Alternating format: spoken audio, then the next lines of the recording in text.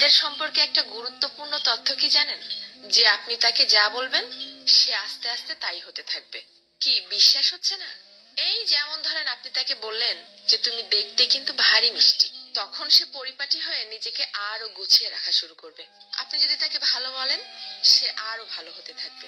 আপনি যদি বলেন যে তোমার মনের মধ্যে অনেক মায়া, ভালোর জন্য তুমি নিমেষেই যে কোনো কিছু কুরবানি দিতে পারো, তখনও সে সেটা রপ্ত করতে শুরু করবে।